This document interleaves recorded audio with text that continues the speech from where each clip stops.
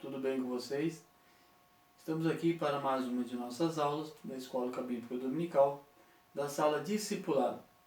E essa semana estaremos estudando a lição de número 9, que tem como tema a morte de Jesus. Nosso texto para a meditação se encontra em João, capítulo 12, do verso 32 ao 34, que diz assim: E eu, quando for levantado da terra, todos atrairei a mim. E dizia isso, significando de que morte havia de morrer. Respondeu-lhe a multidão: Nós temos ouvido da lei que o Cristo permanece para sempre. E como dizes tu que convém que o Filho do Homem seja levantado? Quem é esse Filho do Homem? João, capítulo 12, do verso 32 ao 34. O nosso texto bíblico base se encontra em Marcos, capítulo 15, do verso 33 ao 40. Marcos, capítulo 15, do verso 33 ao 40. O comentarista da nossa lição começa com o texto da seguinte maneira: A lógica humana não compreende as coisas de Deus. Esse ditado possui grande similaridade com o texto que encontramos em 1 Coríntios, capítulo 2, e o seu verso de número 14, que diz assim: Ora, o homem natural não compreende as coisas do Espírito de Deus, porque lhe parecem loucura, e não pode entendê-las, porque elas se discernem espiritualmente. 1 Coríntios, capítulo 2, e o verso de número 14. Sem dúvida alguma, a morte de Jesus enquadra-se nessa perspectiva. Esperado com pompa, nasceu em meio à simplicidade, aguardado como rei, nos moldes dos grandes soberanos do mundo antigo, manifestou-se como filho de um humilde carpinteiro de Nazaré.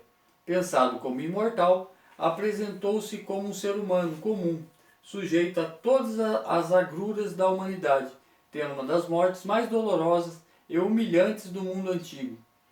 Como entender tal personagem como a mais importante e central de todo o universo? Realmente é difícil para a mentalidade humana, natural ou racionalista. Então, essa é a nossa lição de hoje. No tópico 1, o comentarista vai nos colocar a necessidade da morte de Cristo. Então, nós vamos ver o porquê era necessário que Cristo morresse.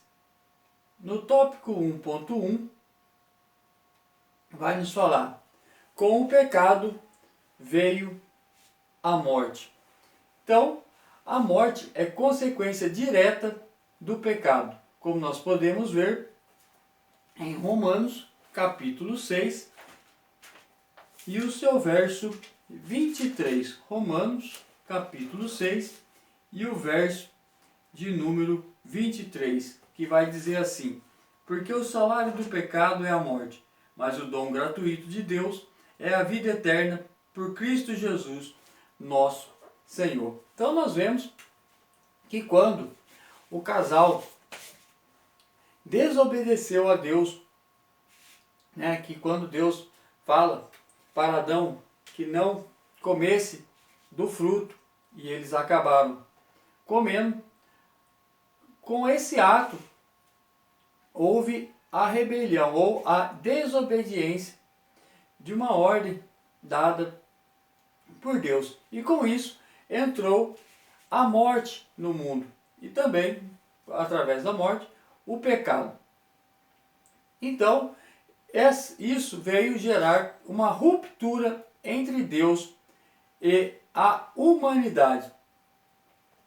Como o nosso primeiro representante decidiu desobedecer ao Criador, trazendo com esse ato de rebelião a morte, houve uma ruptura radical entre Deus e a humanidade, como nós podemos ver em Isaías, capítulo 59, e o verso de número 2.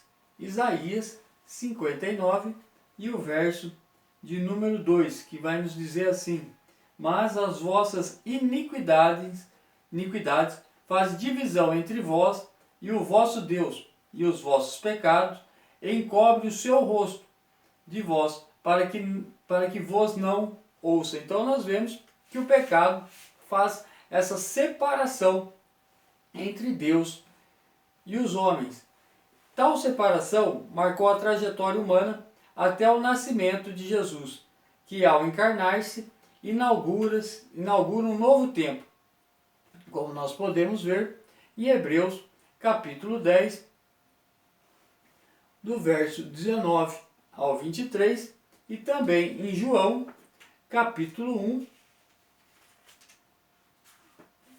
do verso 11 ao 13 e o verso 17. Vamos ler João capítulo 1,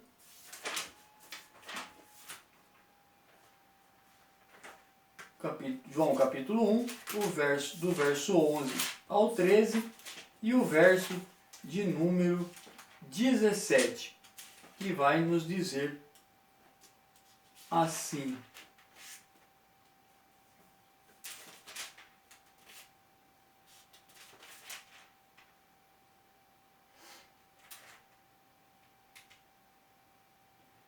veio para o que era seu, e os seus não o receberam, mas a todos quantos o receberam, deu-lhe o poder de serem feitos filhos de Deus, aos que creem no seu nome, os quais não nasceram do sangue, nem da vontade da carne, nem da vontade do varão, mas de Deus. Verso 17. Porque a lei foi dada por Moisés, a graça e a verdade vieram por Jesus Cristo. Então nós vemos que com o nascimento de Cristo inaugura-se um novo tempo.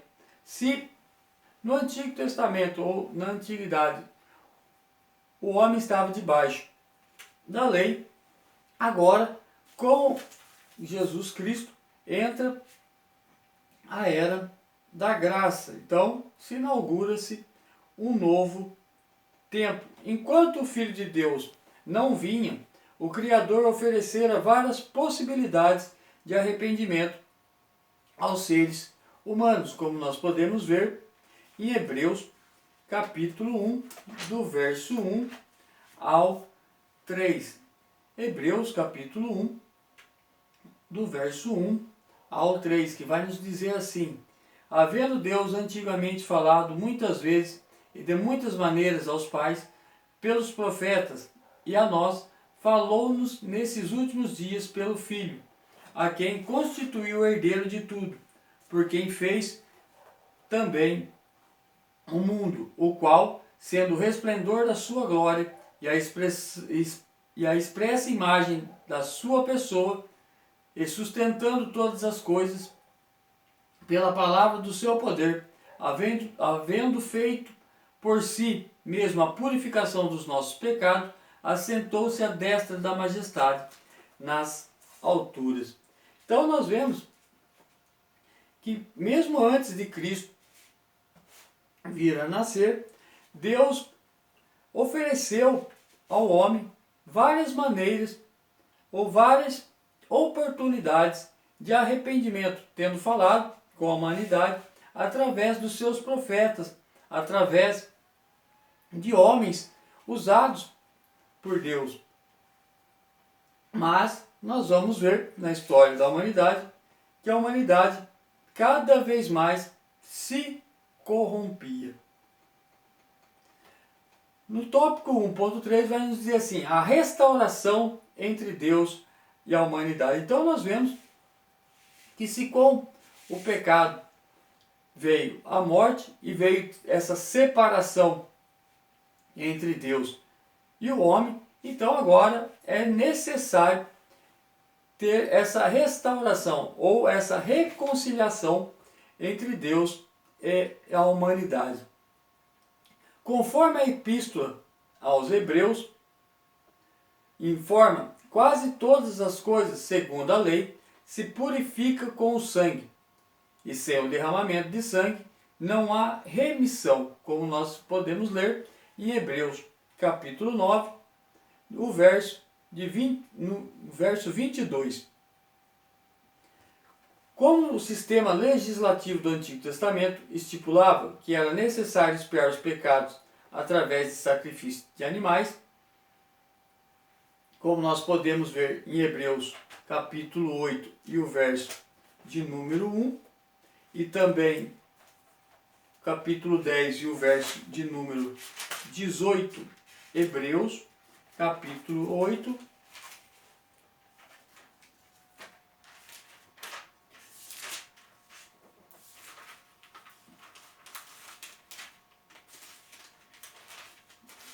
o verso de número 1, que diz assim: ora, a suma do que temos dito é que temos um sumo sacerdote tal que está assentado nos céus, à destra do trono da majestade.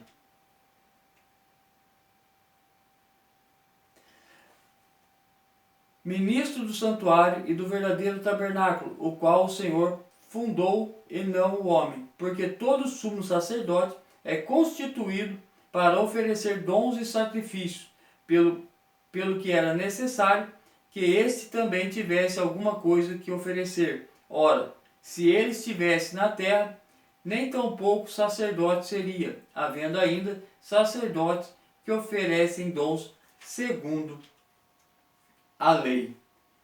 Então nós vemos que antes era necessário,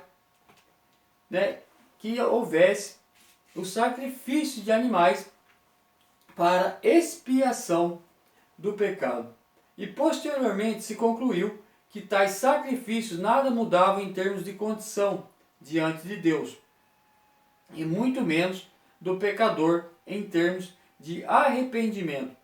Ou seja, isso acabou tornando-se rotina ou religiosidade, não mais causando o ato de arrependimento à humanidade. Tornou-se um ato comum.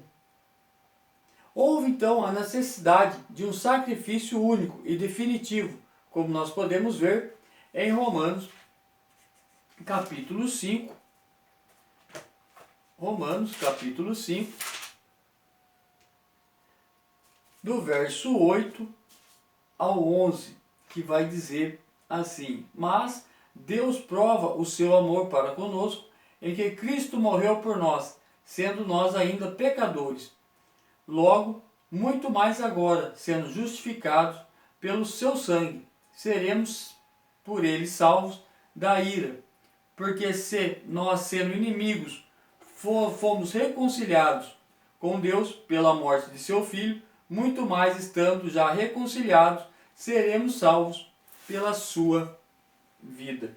Então nós vemos que então era necessário que houvesse um sacrifício único, perfeito e definitivo. E só quem poderia fazer esse sacrifício perfeito era Cristo, o Filho de Deus. Esse foi o cumprimento de total da lei a que Jesus se referia, dizendo que até que o céu e a terra passem, nem um jota ou um tio se omitirá da lei, sem que tudo seja cumprido. Mateus capítulo 5 e o verso de número 18. Deus ofereceu o sistema e somente ele poderia encerrá-lo. De igual forma, o pecado entrou no mundo através de um homem e somente um novo representante da humanidade poderia vencê-lo. Romanos capítulo 5, do verso 12 ao 21, que vai dizer assim: pelo que, como por um homem entrou o pecado no mundo, e pelo pecado a morte, assim também a morte passou a todos os homens, por isso que todos pecaram. porque até a lei estava o pecado no mundo, mas o pecado não é imputado não havendo lei. No entanto, a morte reinou desde Adão até Moisés, até sobre aqueles que não pecaram, à semelhança da transgressão de Adão, o qual é figura daquele que havia de vir, mas não é assim o dom gratuito como a ofensa, porque se pela ofensa de um morreram muitos, muito mais a graça de Deus e o dom pela graça, que é de um só homem, Jesus Cristo, abundou sobre muitos. E não foi assim o dom como a ofensa, por um só que pecou, porque o juízo veio de uma só ofensa, na verdade, para condenação, mas o dom gratuito veio de muitas ofensas, para justificação. Porque se pela ofensa de um só a morte reinou por esse, muito mais os que recebem a abundância da graça e do dom da justiça reinarão em vida por um só, Jesus Cristo. Então nós vemos que se por a desobediência de um só homem veio a morte, também pela obediência de um só homem, agora nós temos vida e vida em abundância. E quem nos proporciona essa vida é Jesus Cristo de Nazaré.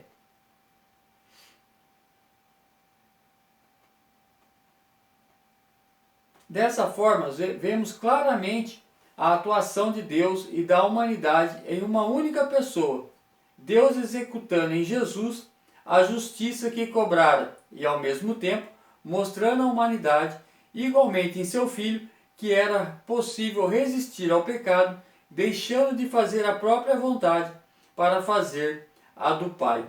Mateus, capítulo 3, e o verso de número 15. Mateus, capítulo 3, e o verso de número 15, que diz assim: Jesus, porém, respondendo, disse-lhes: deixa por agora, porque assim nos convém cumprir toda a justiça. Então, ele o permitiu. Então nós vemos que Cristo deixou sempre de fazer a sua vontade para fazer a do Pai, ou seja, cumprir tudo aquilo que Deus designaram para sua vida. No tópico 2 vai nos dizer assim: o significado da cruz. A palavra da cruz é loucura e ao mesmo tempo poder. É interessante pensar acerca do fato de que o sacrifício de Jesus na cruz reúne em si o extremo dos sentimentos. O apóstolo Paulo afirma que a palavra da cruz é loucura para os que perecem, mas para nós que somos salvos é o poder de Deus. Em 1 Coríntios, capítulo 1, e o seu verso de número 18. Loucura é um dos diagnósticos mais sombrios da antiguidade, pois tirava a pessoa do convívio da família, submetendo-a a um estilo de vida extremamente precário e sofrido. Contrariamente, o poder deste sempre foi e ainda é um dos maiores desejos da frágil humanidade.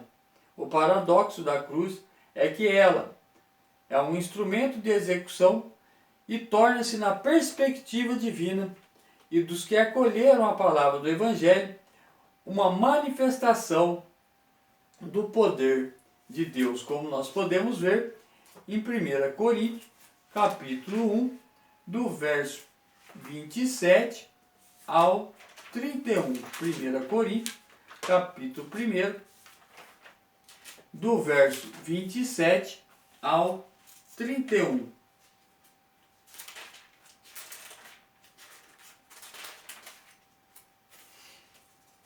Que vai nos dizer assim: mas Deus escolheu as coisas loucas desse mundo para confundir as sábias.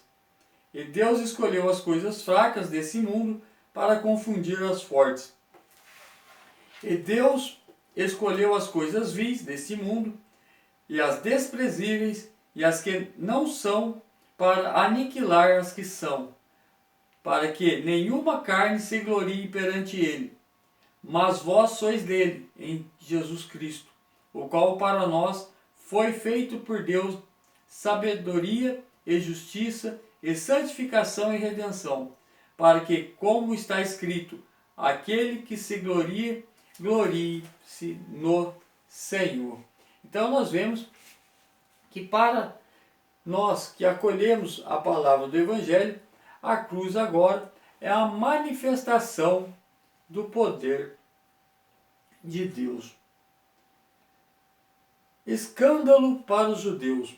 Em uma das suas mensagens, ao falar de sua morte e de como ela se daria, Jesus foi interpelado pela sua audiência com a seguinte objeção: nós temos ouvido da lei que o Cristo permanece para sempre. E como dizes tu que convém o Filho do Homem morrer, que seja levantado? Quem é esse Filho do Homem? Como nós lemos no nosso texto de meditação, João capítulo 12 e o verso de número 34. Como já foi dito em lições anteriores, o grave problema dos judeus era alimentar uma expectativa irreal acerca do Cristo ou Messias. Enquanto eles esperavam um rei político que reconstruísse o templo e restabelecesse o culto judaico, o enviado de Deus encerraria tal sistema, oferecendo-se ele próprio como sacrifício, como nós podemos ver em Hebreus capítulo 7, do verso 22 ao 28. Hebreus capítulo 7, do verso 22 ao 28, que vai dizer assim: de tanto melhor conserto, Jesus foi feito fiador, e na verdade aqueles foram feitos sacerdotes em grande número, porque pela morte foram impedidos de permanecer. Mas este, porque permanece eternamente, tem um sacerdócio perpétuo, porquanto pode também salvar perfeitamente os que por ele se chegam a Deus, vivendo sempre para interceder por eles, porque nos convinha tal sumo sacerdote, santo, inocente e imaculado, separado dos pecadores e feito mais sublimes do que os céus, que não necessitasse, como o sumo sacerdote, de oferecer cada dia sacrifício, primeiramente por seus próprios pecados e depois pelos do povo, porque isso fez ele uma vez, oferecendo-se a si mesmo.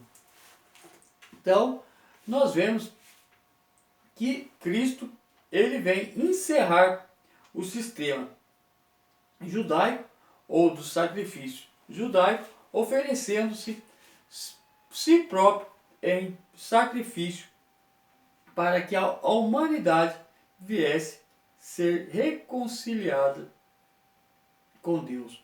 Além disso, havia também uma cláusula gravíssima na lei para quem fosse executado com morte de cruz, como nós podemos ver em Gálatas capítulo 3 e o verso de número 13. Gálatas capítulo 3 e o verso de número 13.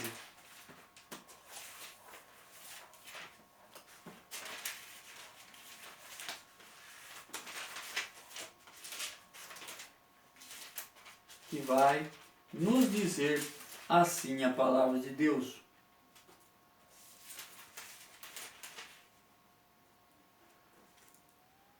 Cristo nos resgatou da maldição da lei, fazendo-se maldição por nós, porque está escrito: maldito todo aquele que for pendurado no madeiro. Daí o porquê do judeu achar a pregação da cruz um escândalo. Então nós vamos ver que Cristo, para nos resgatar, ele se fez maldição. Se fez maldição para que nós pudéssemos então ser salvos. E isso, para o judeu, é como se fosse um escândalo, como nós podemos ver em 1 Coríntios, capítulo 1 e o verso de número 23. 1 Coríntios, capítulo 1 e o verso de número 23.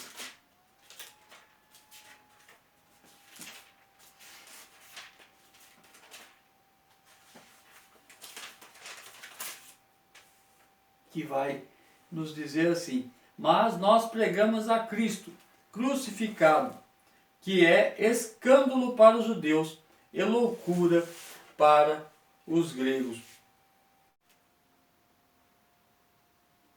No tópico 3, na morte de Cristo, nossa redenção.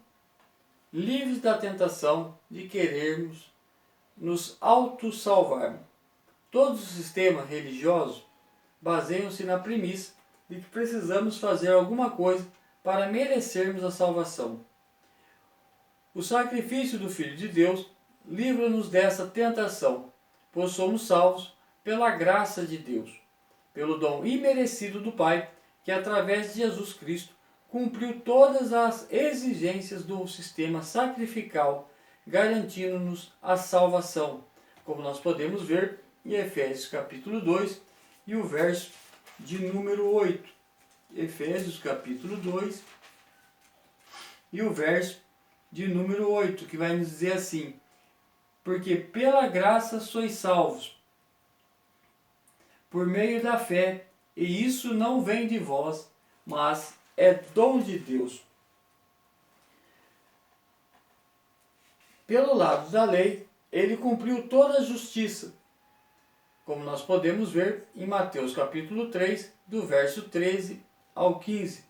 Pelo lado humano, ele em tudo foi tentado, porém não pecou, demonstrando que o casal progenitor poderia ter resistido à tentação a que foram submetidos. Hebreus capítulo 2, do verso 14 ao 18. Hebreus capítulo 2, do verso 14 ao 18. Vai nos dizer assim: e visto como os filhos participam da carne e do sangue, também ele participou das mesmas coisas, para que pela morte aniquilasse o que tinha o império da morte, isto é, o diabo, e livrasse todos os que, com medo da morte, estavam por toda a vida sujeitos à servidão. Porque, na verdade, ele não tomou os anjos, mas tomou a descendência de Abraão, pelo que convinha que em tudo fosse semelhante aos irmãos, para ser misericordioso e fiel, sumo sacerdote, naquilo que é de Deus, para expiar os pecados do povo. Porque naquilo que ele mesmo, sendo tentado, padeceu, pôde socorrer aos que são tentados. Então nós vemos aqui que Cristo resistiu toda a tentação a qual foi submetido, e com isso demonstrou que o casal progenitor também poderia ter resistido a essa tentação, assim como nós também podemos resistir à tentação agora através de Cristo. Livres da tentação de querermos ser Deus. O grande pecado da humanidade sempre foi querer ser como Deus. No Éden, a proposta foi exatamente essa: sereis como Deus. Gênesis capítulo 3 e o verso de número 5. Após pecar, a humanidade embruteceu, perdendo a sensibilidade humana. Tal sensibilidade é novamente demonstrada em Jesus, que, sendo perseguido, traído e mesmo morto, continuou amando e não se desumanizou, revidando na mesma moeda. É por isso que o Senhor ensina-nos a sermos perfeitos, como é perfeito o nosso Pai que estás no céu, como diz Mateus capítulo 5 e o verso de número 48. Mateus, capítulo 5 e o verso de número 48, que vai nos dizer assim: sede vós, pois, perfeitos, como é perfeito o vosso Pai que está nos céus. Ser santo não significa tornar-se um Deus, mas justamente o contrário. É vivermos na condição humana da forma como o Criador projetou-nos para que fôssemos. Isso nós vamos poder ver em Gálatas capítulo 3, do verso 1 ao 17.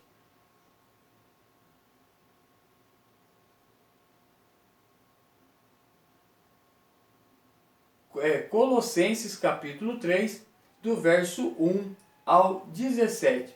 Colossenses capítulo 3, do verso 1 ao 17. Tal padrão não se encontra na figura do primeiro Adão, e sim na do último, que findara perfeito. Livres da tentação de acharmos que somos bons. Desde a completa degeneração antediluviana, verificamos que a humanidade não consegue produzir a boa vida e, consequentemente, ser boa. Há em nossa natureza uma propensão natural para a prática do mal. E isso de tal ponto que até o apóstolo Paulo chega a dizer que o bem que ele desejava fazer não conseguia, mas o mal que intentava evitar era uma constante em sua vida, como nós podemos ver em Romanos capítulo 7, do verso 18 ao 20. Romanos capítulo 7, verso 18 ao 20, que vai nos dizer assim: porque eu sei que em mim, isto é, na minha carne, não habita bem algum, e com efeito, o querer está em mim, mas não consigo realizar o bem. Porque não faço o bem que quero, mas o mal que não quero, esse faço. Ora, se eu faço o que não quero, já não o faço eu, mas o pecado que habita em mim. Nisso, mais uma vez vemos a graça de Deus, pois, a despeito de sermos assim, Ele nos salvou, sem que praticássemos o bem, ou mesmo fôssemos bons. Romanos, capítulo 5, e o verso de número 8. Mas Deus prova o seu amor para conosco, em que Cristo morreu por nós, sendo nós ainda pecadores. Então, nós vemos que mesmo nós não merecemos, Cristo vem nos salvar através do seu sacrifício, mostrando assim o amor de Deus para conosco. Assim, a bondade deve fluir de nossa vida como resultado de termos acolhido a palavra do Evangelho e de sermos imitadores de Cristo, como nós podemos ver em Filipenses, capítulo 2, do verso 5 ao 11. Filipenses, capítulo 2, do verso 5 ao 11.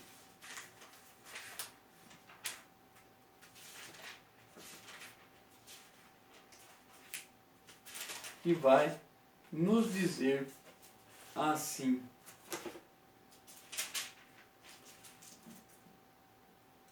de sorte que haja em vós o mesmo sentimento que houve também em Cristo Jesus, que, sendo em forma de Deus, não teve por usurpação ser igual a Deus, mas aniquilou-se a si mesmo, tomando a forma de servo, fazendo-se semelhante aos homens, e achado na forma de homem, humilhou-se a si mesmo, sendo obediente até a morte e morte de cruz, pelo que também Deus o exaltou soberanamente.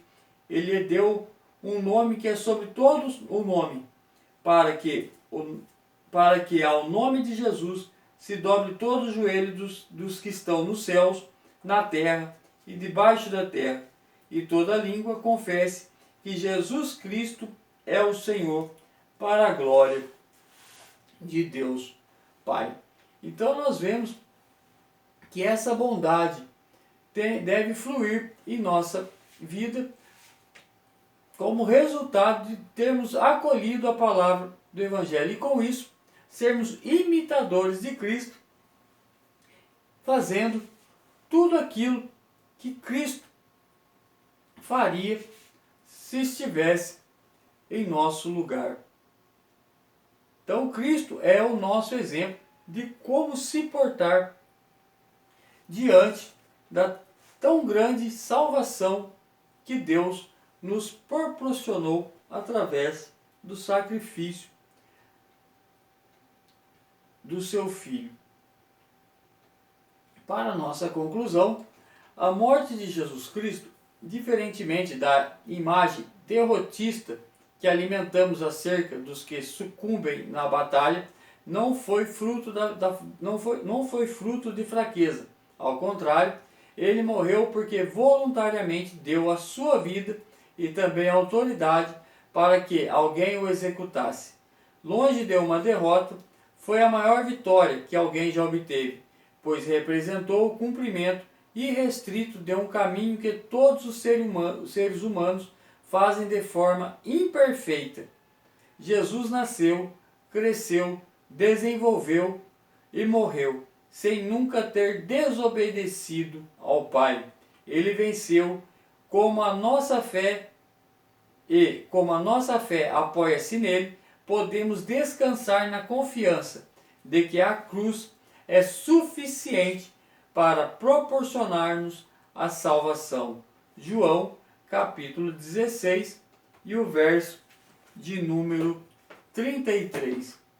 João, capítulo 16, e o verso 33, que diz assim: Tenho-vos dito isso, para que em mim tenhais paz. No mundo tereis aflições, mas tende bom ânimo, eu venci o mundo. Então, que a nossa confiança possa estar em Cristo, pois Ele venceu o mundo. E a nossa confiança estando em Cristo, nós também podemos vencer em seu nome, para que nós um dia venhamos a nos encontrar com Ele no arrebatamento da sua igreja. Que Cristo Jesus venha abençoar a vida de cada um dos irmãos. Amém.